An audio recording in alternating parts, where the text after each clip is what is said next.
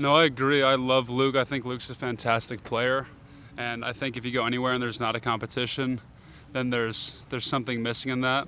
I love working with Luke. Luke is super smart as a young guy, and just to talk about blitzes and defenses and what we're trying to do as an offense, it's great to work with him and to talk with him. So I would agree. I think it's a great competition, and I think Luke's awesome. Scott also said that you've always been a big, strong guy, but you're even bigger and stronger this year. Just talk about what you did over the offseason. Yeah, I feel that way. I worked really hard this offseason, and it's just sort of one of those things where I think every offseason you improve and you think, wow, like I've sort of apexed and reached that. And you have a season, then you come back in the offseason and you have what you did last year. And now you have another year to do even more stuff. And it always seems you're able to take another step on that. And then so for me, like after this summer, I have my lowest body fat since I've been here, and I think I lost 10 pounds of fat and gained 9 pounds of muscle over the summer post surgery, and I was able to do more pull-ups after getting a labrum surgery than before a surgery. So, and I was really happy with that, with upper body strength, lower body strength, speed, and agility. So I was really happy to work hard over the off season. Harry, on the lighter note, who has better hair, you or JT doing the work? I would say, I mean, they're different textures, I guess. I guess it would be inappropriate for me to say which one, because I guess that's like apples and oranges. He has great hair. Steele has great hair. Steele Chambers, great hair. Marcus Crowley, great hair. There's a good group of guys. So hopefully maybe there'll be like a group Head and Shoulders deal. Hopefully something, because we have I've got my blonde hair, and then we've got Steele's hair, and there's a huge versatility for a lot of markets. So anybody from shampoo companies. Is that time consuming to prep that head of hair? Usually not. I'll put it in a bun and then put a helmet on it, and the helmet just keeps everything out of my face. So luckily I don't play a sport where I have to be pretty and have my hair tied back without a helmet, like basketball or something. So I can just put on a helmet and it deals with everything. Hey, Harry, you didn't early enroll your freshman year, but you were still pretty involved with the program and doing Zoom calls. Zoom didn't exist back then. Right. You still meet with Stoic a lot. How did that help you in, I guess, your development when you did get here in the summer? So you were able to just be a second string guy? It helped a lot. It was able to you get a lot of it gets you over the learning curve really quickly, and it takes a lot of energy to get over the learning curve, and then once you're there you can do a lot of things. And I would say like we have a lot of guys who came in this summer like Donovan, who's doing fantastic as a young guy, but having that opportunity to learn before you're here can clear up a lot of confusion that you would have otherwise if you didn't get to prepare like you did having FaceTime. And so it was extremely useful for me, especially. Is there any frustration? You've been here for 3 years and you still actually never been to a spring practice? It is really, I was thinking about that. It's really bizarre because of COVID, because of recovering from a labrum surgery. It's really bizarre. So I don't know what emotion I would put on that, because of course, I want to, just like camp is such a bittersweet thing because it's so difficult, but it's also, I mean, you're spending 14 hours a day with your buddies. So I would say the same thing about spring ball is there's something to be said about doing hard things with people you care about. And I mean, that's what spring ball is, that's what camp is, that's what football is. And so yeah, it's definitely something, it's a sore spot to miss those things, and it's bizarre that I haven't had one yet, so. Harry, you obviously played center before, but last year you played guard, and now you're going back to center. Are there things you have to do to kind of like retrain yourself? Yes.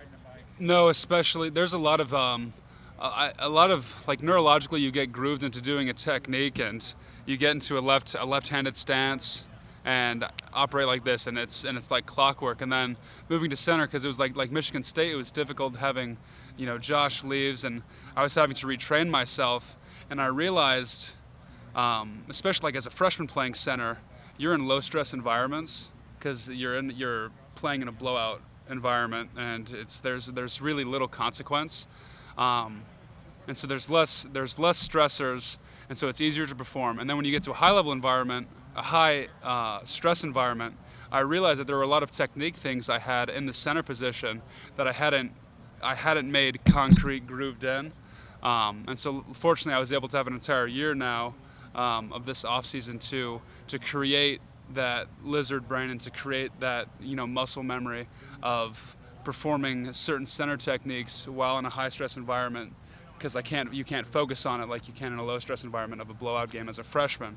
And so there's definitely lots of nuances between the positions, but luckily I've had a year to be able to work and practice and refine things.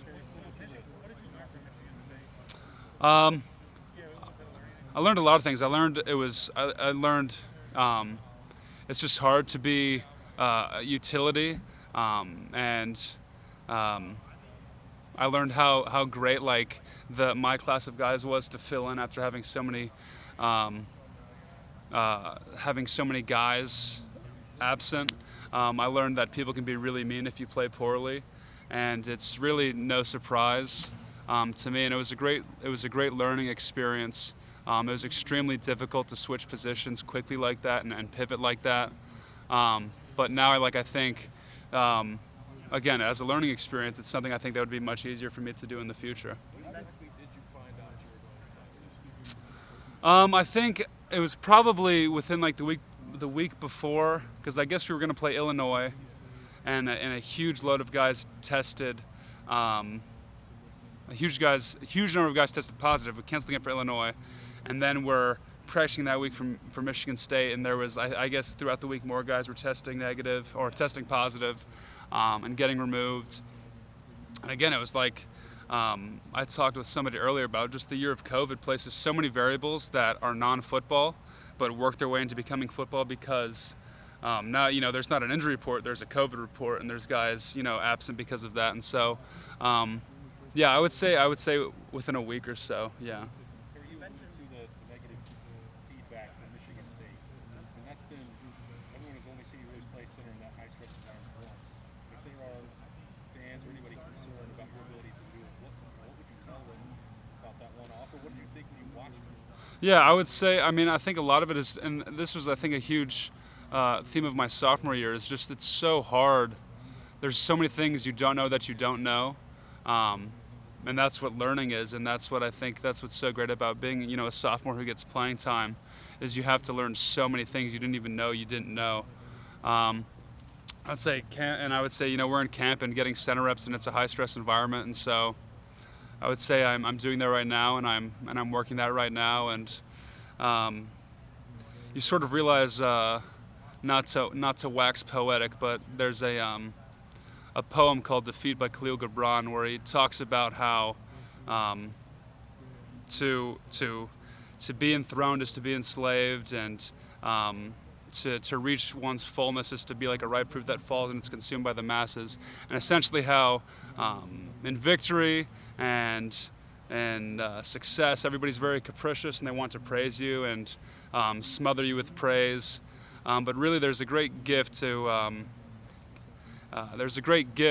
having to do something very difficult that knocks you on your butt, and it's the fact that nobody else wants to share that with you, and that's the only thing that's going to belong only to you. And so it was very isolating to have people tell you they hate you, people tell you to go kill yourself, people tell you to go switch universities. That's a hard thing, but I think it's a great gift to have that, and know that other people would not have taken it. Other people would have been very different with that, but it was a great gift to have that for me. So I would say I'm doing the reps right now, and we have it in camp, and I think our D-line's fantastic, and I think a great representation of anything you could find in the Big Ten or nationally. How did you learn to deal with that personally when people are saying mean things to you? I would just say I think a lot of it is I talk to the people I love. I was just talking with Coach Nico yesterday about Bernard Baruch quote, and he says that those who matter don't mind, and those who matter don't mind, and those who I forget what it was, but it's those who mind don't matter, right? As a literary term, that's called chiasmus when you switch the words like that. Just FYI. But yeah, it's you learn a lot of things. You learn what things don't matter. You learn what things do matter, and I speak with Nico all the time, and we talk a lot about Stoic philosophy, and we talk a lot about all these other things. And there's so many things of Stoic philosophy, whether it be Stoic apathy or ataraxia.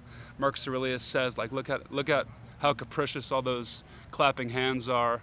And the reality is laurels.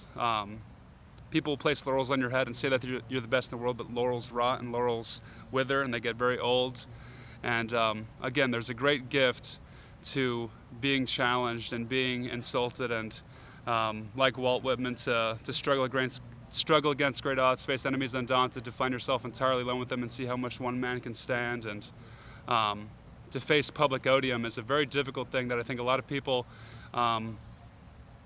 it's a difficult thing that is very terrible in most cases, but also a great gift, because not everybody gets to experience it. A lot of people are protected by anonymity, and they can say whatever they want to say in a very brutal fashion. But I think if you ask a lot of guys who play football, there's a lot of mean things that are said to them. A lot of athletes deal with that, and that's just the way the thing goes. And so it's a great gift to know that people love you and people care about you. People who do difficult things with you care about you no matter what. So hard stuff is hard. It's not really news, just the way it goes. Harry, how long do you like to play with the cord labrum, and We'll what do kind two of more, limitations one here, do then you Tim. have? That's got to be embarrassing. Yeah, it just hurt. It came right at the end of the season. I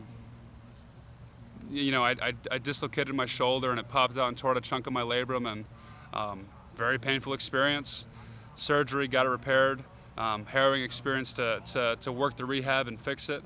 It was a difficult thing, but again, like, that's just sort of how it goes. Is hard stuff is hard. You can't favor it because the guy across the room will know. Right. So you just got to play ball, and again, like, that's just sort of. I read a book about these great heroes and great figures in history, and there's one guy I'll just share named Horatio Nelson, who was a British captain, and he fought the French and stifled Napoleon many times in naval combat, and he had his arm ripped off or torn off by debris or a cannonball, and he had it amputated and kept fighting. And it's a lot of times when things hurt, it's nobody else really cares. So why should I? Because it's hard. Things are hard. It's going to hurt if you play or don't play. So it's best to just give your shot and see how much you can do. Harry, what was it like out there today, being the center in the midst of that line that had DeWan at right tackle? You know the line I'm talking about. Mm-hmm. And Vic was at left tackle, the group. Is there a sense of power there? Explain to me what it's like to be in the midst of it. It feels sick. Like I love being surrounded by such a great group of guys, and again, it's so deep. There's so many guys that I feel so honored to be able to share company with and play with and see every day. I feel like we're getting so close, and of course, as an underclassman, it's hard to get a gauge for how tight a group is because you're an underclassman and you're not a leader. You don't really know what to look for in a unit, but I definitely feel like this group is so close and cares about each other so much, and has worked so hard in this off season to really get close and maximize everybody and care about everybody and give the most they can give each play, each practice. And I love it. I love being surrounded by those guys, and they are fantastic. What's your favorite book? Favorite book? I'd say my number one favorite book is Moby Dick. Number two is The Three Musketeers. And then number three, I would say either Grapes of Wrath or The Hunchback of Notre Dame. So I guess that's the top four, but I would say those books. Harry, you're clearly not a young guy. This is a sport that prizes brutality and just kill you off for great sometimes. Has it been a challenge for you to put that side of you to such part of who you are? It has been a challenge, and I've talked with Coach Mick about that. About how sometimes I wish I wasn't thinking through things because that makes it easier to do and to not suffer from analysis paralysis. But it's funny you bring that up because again, I talk with Coach Nuke about that all the time. But there's in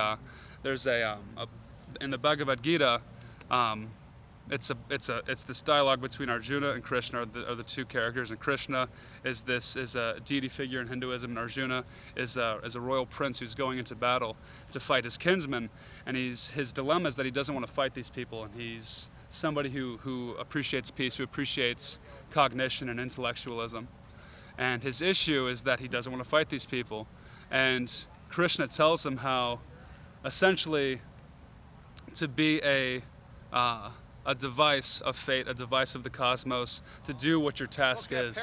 And when I realized that my task is fight hard for the people I care about, fight hard for the people I want to defend, whether that's, you know, the quarterback, quite literally, the guys next to me as well, but also for I would love the opportunity to fight for the sake of my family and make their lives easier, for my mother, for my father, for my brother, for the people I care about. And so when I thought about it in those terms, it's easy to turn your brain off, because you realize that you realize what you're fighting for, and it doesn't take much to think and say, oh, I care about my mother, I care about my father, I care about the quarterback, I care about my teammates. Then there's nothing more to think about. You're just playing football and you're going as hard as you can, regardless. So that's what I tried to do, and that's a realization I had eventually. Harry, thank you. I don't know if that deserves a follow. Thanks for watching. Be sure to click on that subscribe button so you don't miss a single thing, and come visit us over at BuckeyeGrove.com for all the best Ohio State information on the web.